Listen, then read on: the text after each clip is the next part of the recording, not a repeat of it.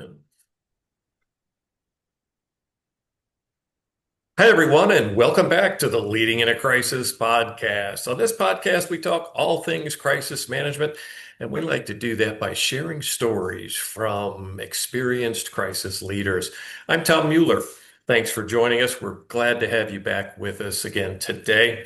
Hey, if you want to email the show, you can reach out to me via tom@leadinginacrisis.com and would love to hear from you.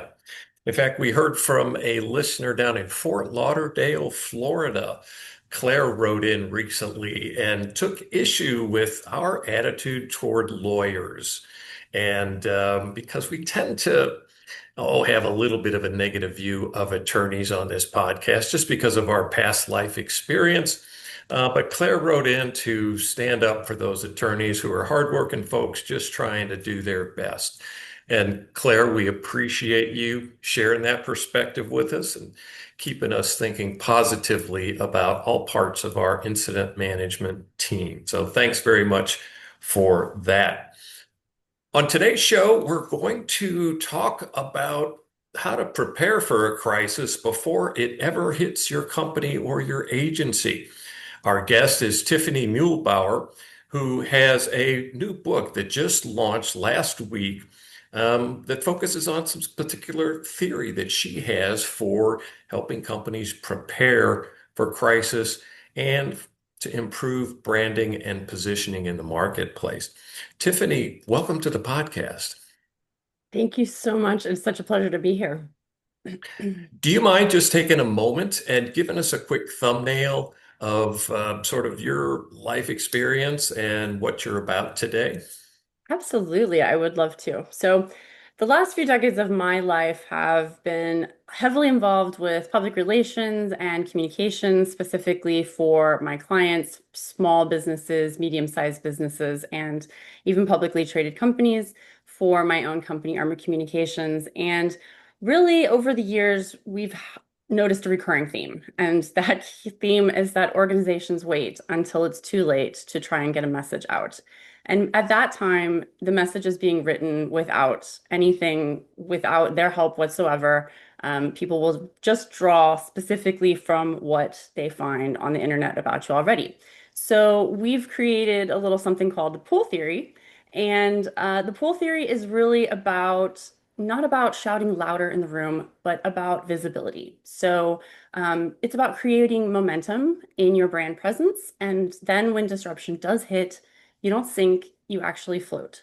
So a pool is our vessel because, in a still pool, even a pebble will make waves. But in a dynamic pool, you can drop a cannonball in there and it barely splashes or goes noticed.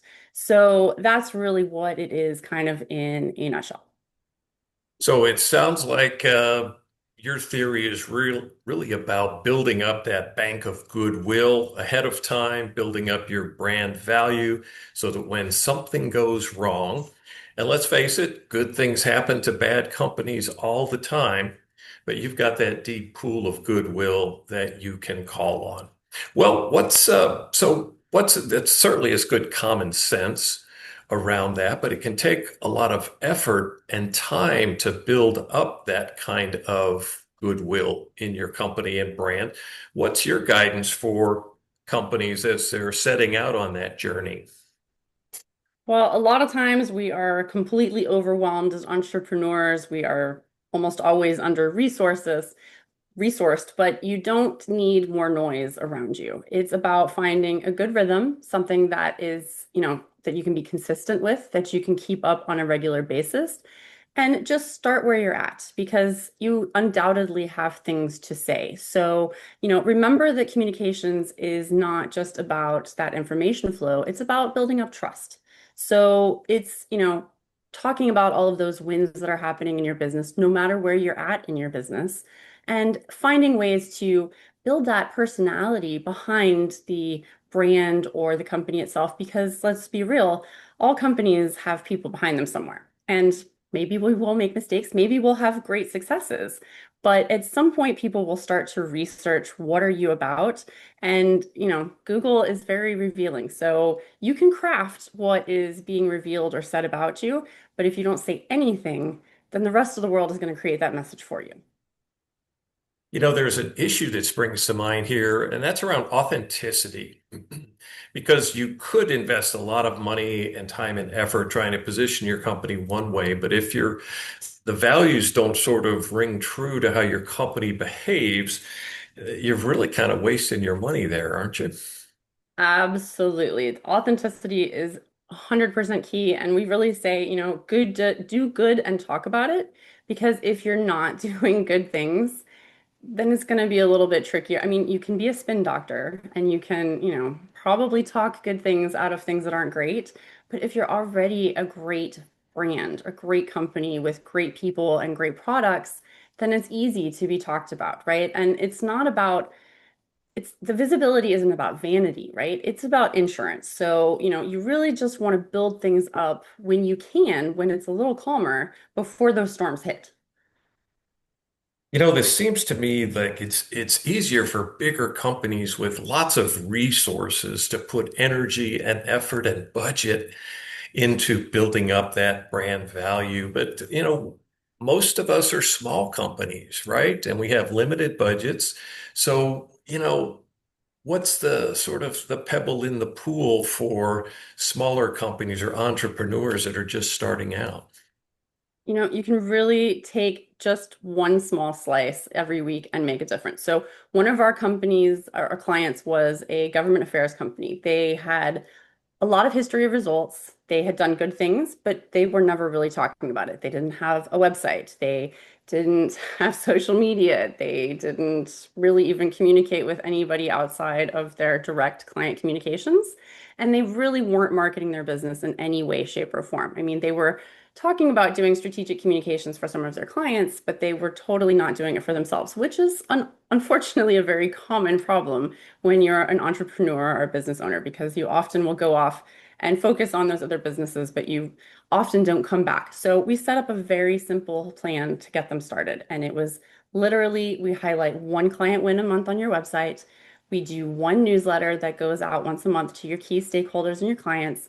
We do one LinkedIn post a week. That's where we started.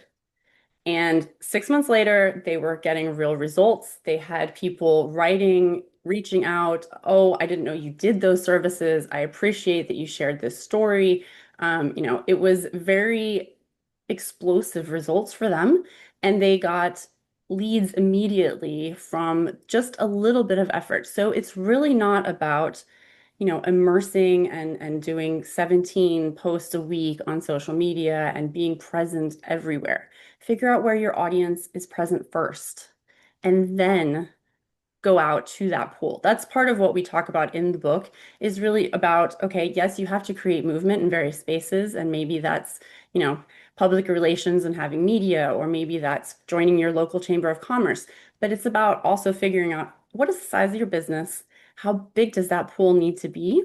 And then, where do you need to be active? Because let's be real, like you said, we have very limited time and resources every day. So we cannot do everything. And even though we would all love to have unlimited budgets and hire as many, personal assistants and VAs and things like that as we could, it's just not always realistic. So sometimes just pick something simple to keep it, just a few Q items, and then just roll that out and be consistent with it, because then people will see it and know where to look for you.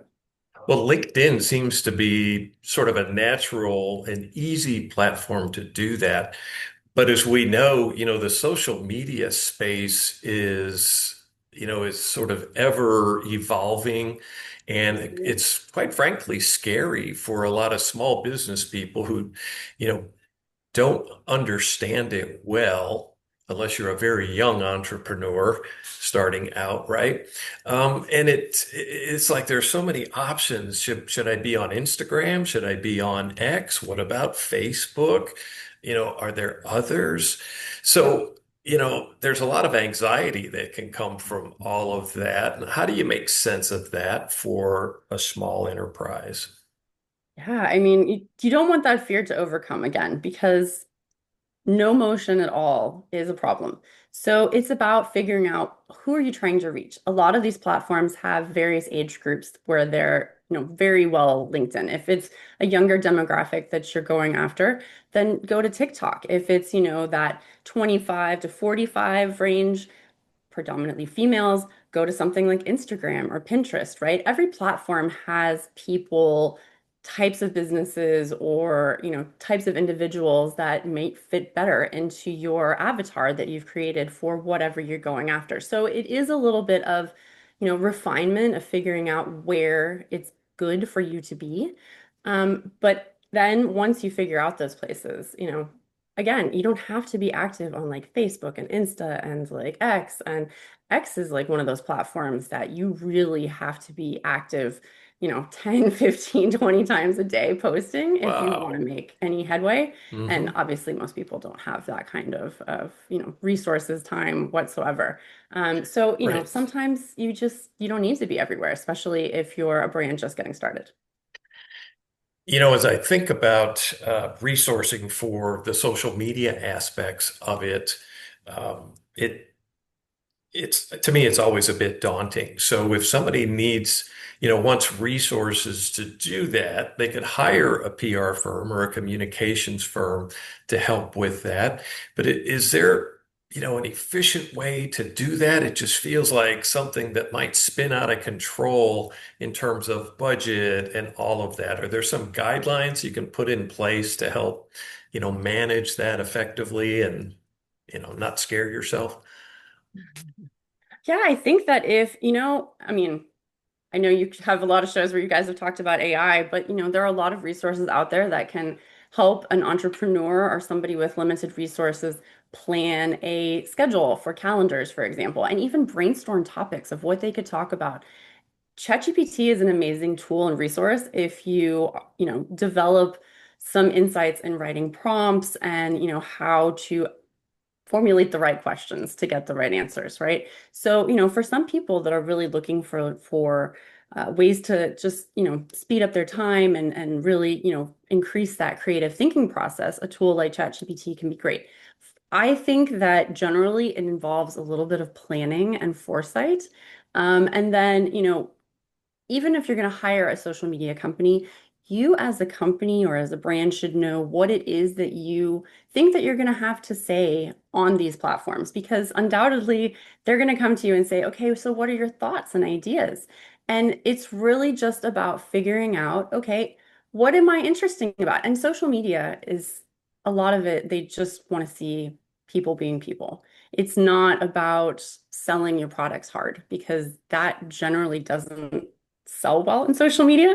So it's the ability to promote your products without promoting your products, right? So for Mhm. everybody, that's a little bit different. Right. But generally, it's about not just having a dialogue of like, buy my stuff, buy my stuff, buy my stuff. It's finding ways to tell people about why your products are interesting, or why you are interesting, or why you're doing what you're doing. What is it that makes you unique?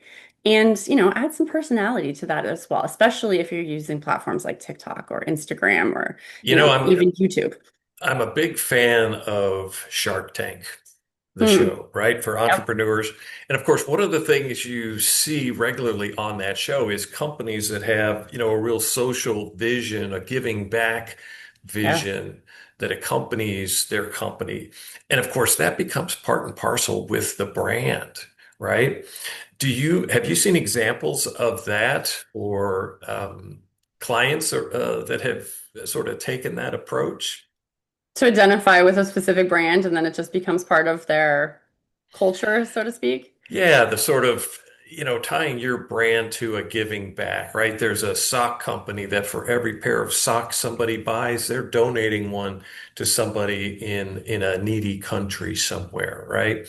Or, the Kind bars where, they're donating money for, um, I forget what they donate for now, but that every bar you buy is having some social Right. value behind a Yep. company profiting from it. So, So that feels like a good thing to do, but I don't know. Is it well, I mean, easy?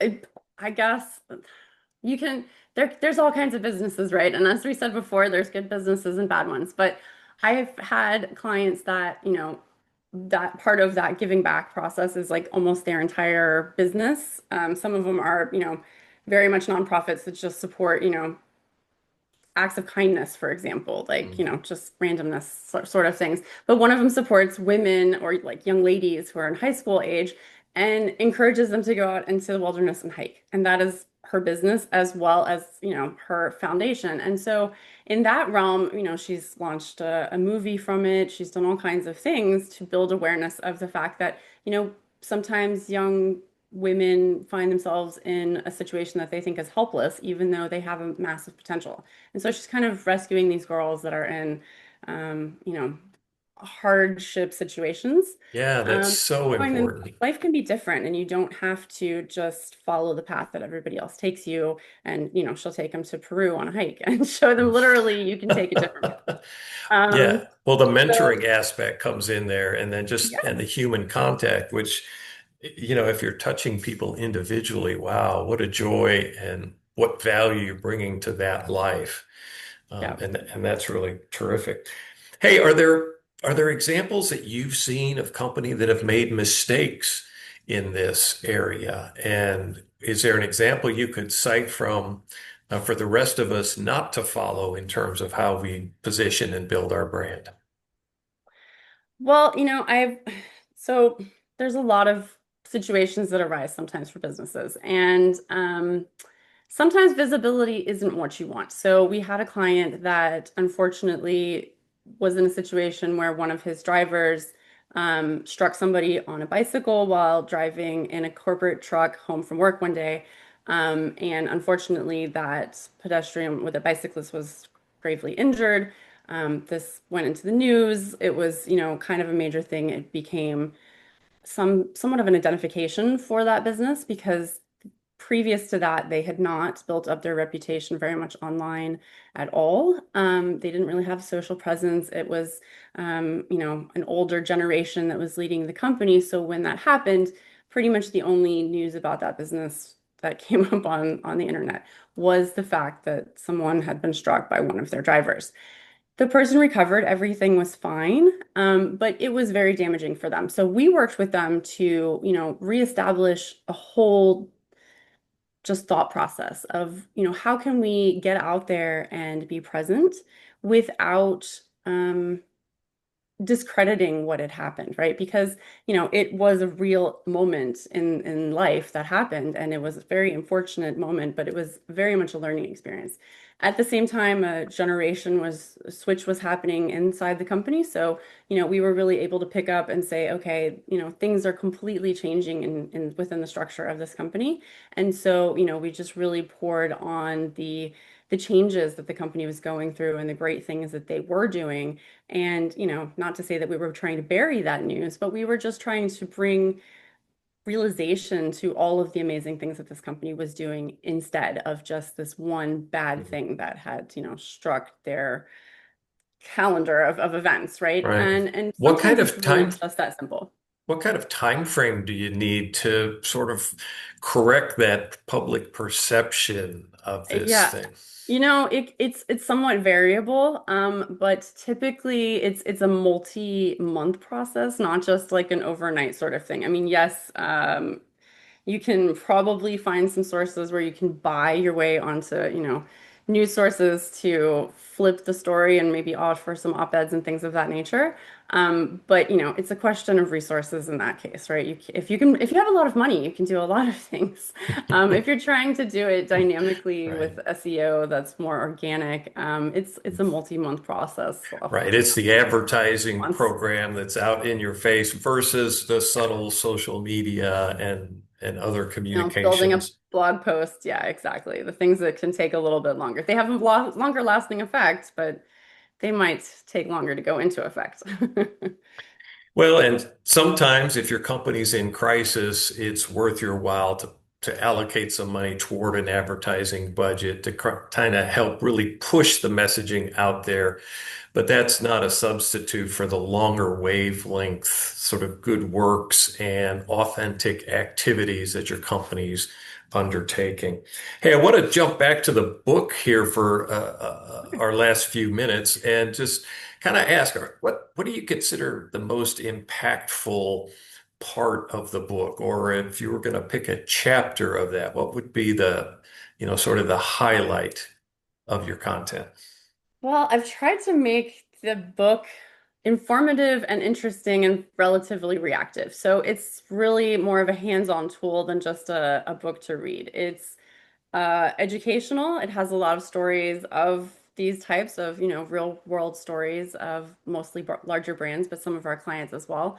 But it also is filled with worksheets and things like that. So if you're in a place with your company and you're not, creating hundreds of leads a day, or you're not where you want to be with visibility, then we invite you to, look into these worksheets and to complete them so that you can get to a place where you want to be with your business. All right, I know the book is available on Amazon. Is that kind of the easiest way to get a hold of it?